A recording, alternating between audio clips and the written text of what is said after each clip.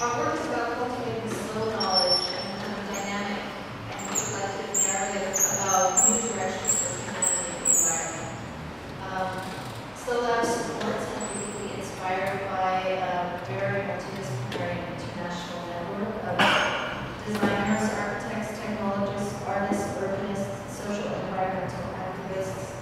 all of whom or many of whom participate in our research residencies, our public projects, publications, and evolving dialogues.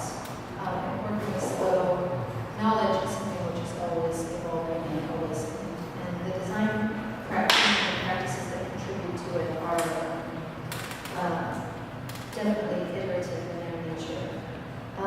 So I wanted to talk a little bit about these people that are involved because they are individuals and groups whose working ideas are sort of opening things up along what you might call the speed spectrum. They probe layered ecologies of space, place, systems, and relationships. They apply a broad palette of relational, temporal, and performative tools, so as to reveal hidden rhythms and potentialities, the material as well as the immaterial. They bring an expanded awareness to how we think about and engage resources and stakeholders across various spans of time and space. And importantly, they understand their roles today not as being in service to a culture of consumption, but actually as making vital contributions to a society and a planet in transition. And I'm just going to give you a couple of examples of that. Designers, even people who are sort of formally product designers, like the German designer Julia Lohmann, who are challenging material expectations. So this is actually a ceiling lamp that she designed for the Design Museum here in London, which is called Flock, and it's made from the stomachs of 100 sheep. And then there's sort of the temporal dimension of material and what that can reveal to us about ourselves. So this is a project, an ongoing project by shifting sort of nature of architectural preservation, practices of preservation. And this project actually is about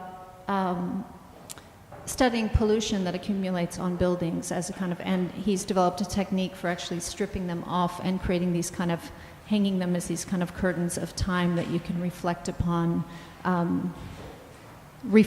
how we live and how the structures that we're within are lived and a lived experience and are lived upon, and what can that reveal to us about our lives. Spatial and relational ecologies, again of different scales. This is a project by the Croatian interaction designer Carmen Franinovic called Contact, originally developed in 2003, and she continues to iterate it in different ways. It's actually just using interactive technology to activate spatial ecologies, sometimes acoustic ecologies across space, to make people more aware of where they are and how they are situated in those places. and also kind of temporal ecologies on a human, this one being on a human scale, a project by the French artist, a textile project by the French artist Marie-Ilse Bourlange, which was about time in textile, and where actually the sort of the lines and wrinkles that will eventually accumulate on this beautiful young woman's body are projected onto are actually woven into the textile as a kind of anticipation of the passage of time. And she developed this pattern by actually wearing a kind of a carbon, she calls it a suit, but it's sort of like a top that she designed, and then went about her daily life for a few days and then saw all of the little creases and things that were actually formed in the, upon the fabric that she wore underneath. And then of course there are these, well not of course, but we're also looking at these scales and time frames that are well beyond human spans. So this was a project that inspired me early on when I started to think about slowness and slow contributions, creative contributions to slow knowledge. James Turrell doesn't need much introduction in an art center. I think his Road and Crater project, the way that it, I think all of his work is interesting in different ways, but this project in particular, the fact that he wants to bring, I heard him talking about it at one point, that he wants to, do people know this project?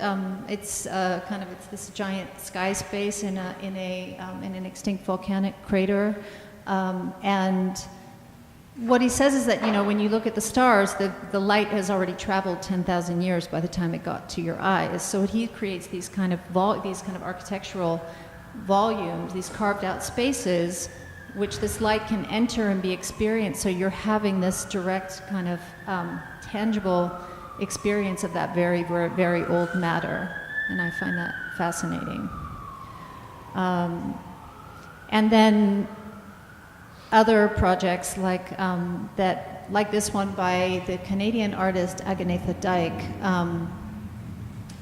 This is actually a tablecloth which was crocheted by her grandmother, and she takes objects like these that are made by humans that reflect, especially something like this, the kind of the work, the intensity of working the fiber into and crocheting it into the tablecloth, and then she turns it over to what she calls the wisdom of the hive. And this tablecloth it's ongoing. It's been worked by and reworked by 400,000 bees, and it's about thinking about about this wisdom of nature and trying to make that central again to the way we think about things, that we can. So she takes ready-made, not ready-made, human objects, and then she gives them to the bees to say,